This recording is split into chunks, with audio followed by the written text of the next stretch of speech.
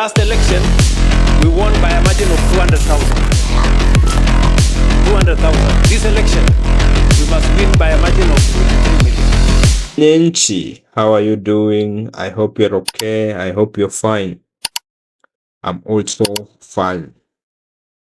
Now, yesterday, Mr. President, that is Dr. William Ruto, the Commander-in-Chief of the Armed Forces, as well as the UDA's party leader, held an NGC at State House, Nairobi. And there's one part that claimed my attention. He said that he agreed to form the coalition, na ODM, and that watashinda with 2 to 3 million votes, a margin of, not just votes, but a margin of, meaning mtu atakuwa opponent wake, the main opponent, I'm speaking of the main opponent, will be 2 or 3 million lesser than him.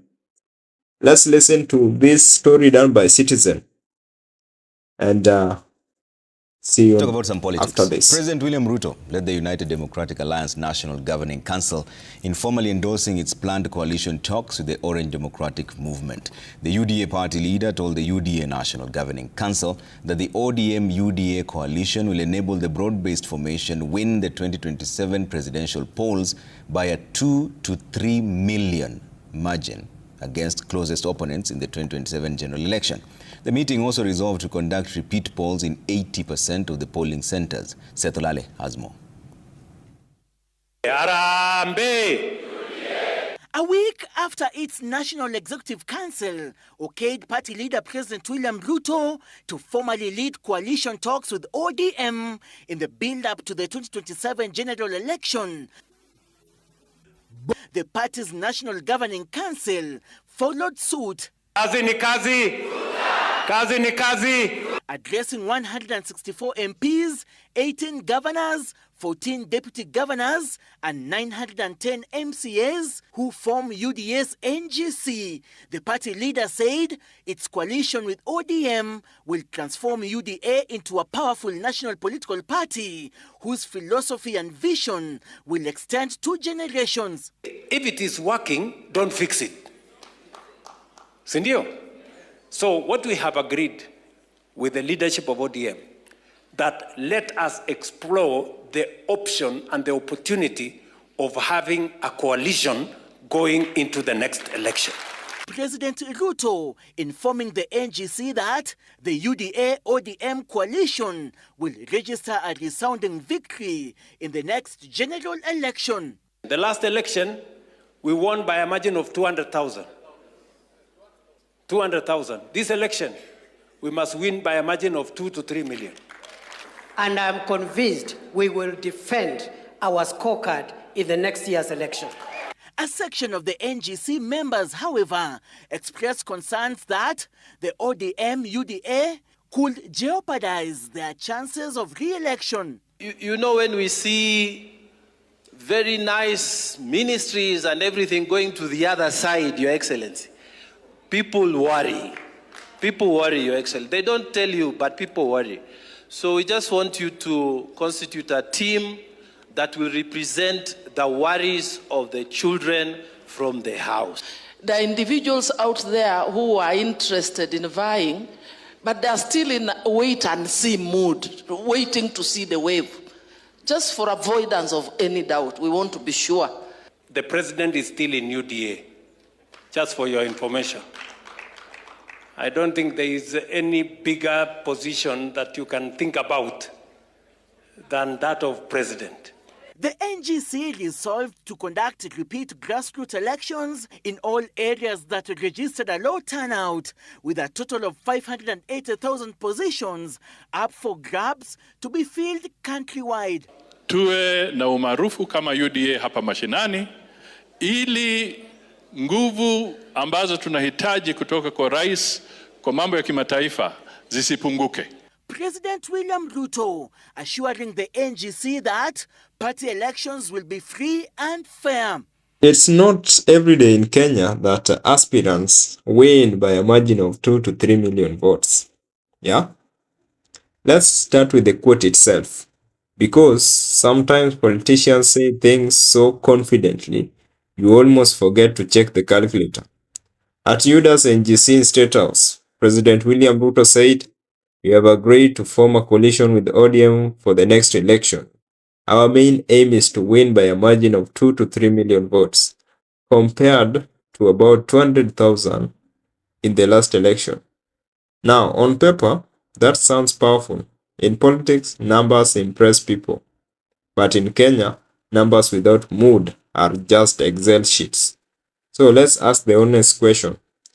Is a 2 to 3 million landslide realistic for Ruto in 2027? Or is this motivational speaking for party officials? Let's get the maths and versus the mood. In 2022, Ruto won by roughly 200,000 votes. That's clear. It was a knife-edge election. The country was split down the middle. For Ruto to jump from 200,000 to 3 million, three things must happen simultaneously. He must retain his 2022 voters. He must convert new voters in big numbers.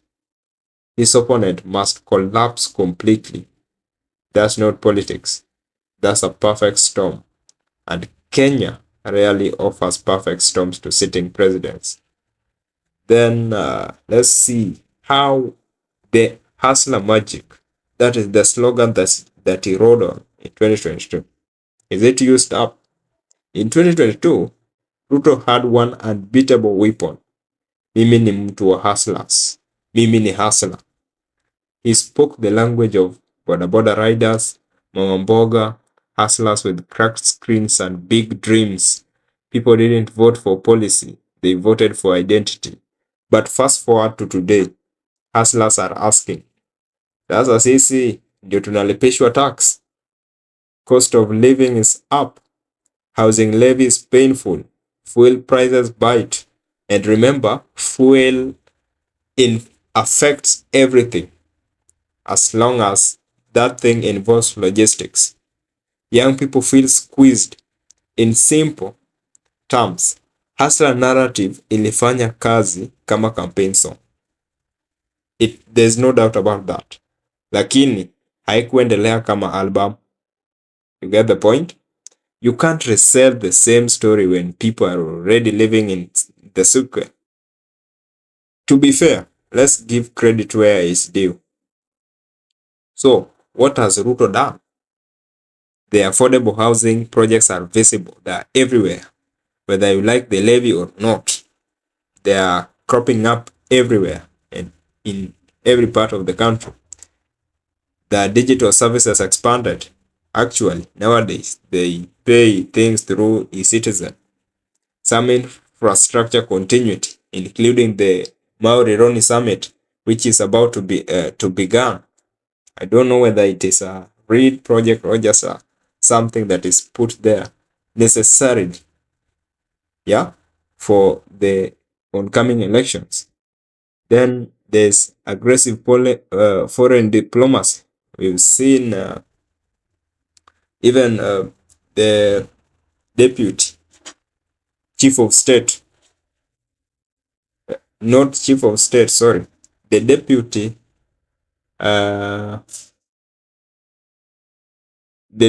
secretary of state of United States is going to visit Ethiopia, and I think is coming to Kenya very soon. So the foreign diplomacy on some good level. But what's hurting him? The corruption scandals refuse to go away. Government looks bloated. Taxation feels relentless. Youth unemployment still loud. Shared prosperity feels theoretical. And voters are simple. Ukituambia subiri, tunangoja. Ukituambia subiri tena, tunakumbuka 2027.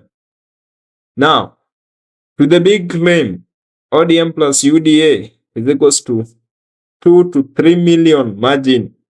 Let's be honest. ODM is not a small party. It has Nyanza, parts of Coast, urban loyalty. But ODM today is internally divided, ideologically confused, emotionally detached after Raila.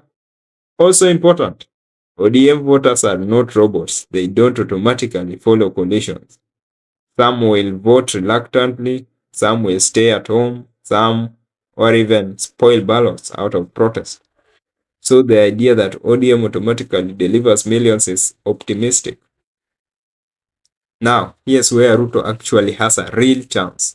The opposition today is fragmented, it is personality based, it is not inspiring fear in State House. So, and there's also no clear figure commanding. Yeah, Gachagua is in this way, speaking that way. The Matiang'i factor, there's Kalonzo, it is in shambles. Yeah, there's no national emotion, there's no street energy, there's no cross-regional appeal. So yes, weak opposition helps Ruto, but weak opposition doesn't automatically mean massive turnout for you. Sometimes it just means apathy. Someone will wake up in the morning and look at those lists and say, Matiang'i is not here, I'm not going to vote. Maraga is not here, I'm not going to vote. And apathy kills margins. Then Kenya's biggest problem, the elephant in the room. Let's not pretend. Corruption allegations around procurement, around projects, around lifestyle politics, around the opulence that is in this government. They may not remove Ruto from power, but they slow momentum, and landslides require momentum. Kenyan voters may forgive corruption once. They don't reward it with a 3 million margin. So let's be real. A Ruto victory in 2027? Possible. A Ruto landslide of 2 to 3 million? Very difficult. For that to happen, Ruto will need major cost of living relief, visible anti-corruption action, youth re-engagement, a truly united ODM base, and a very, very weak opponent. Right now, the math exists, the mood doesn't.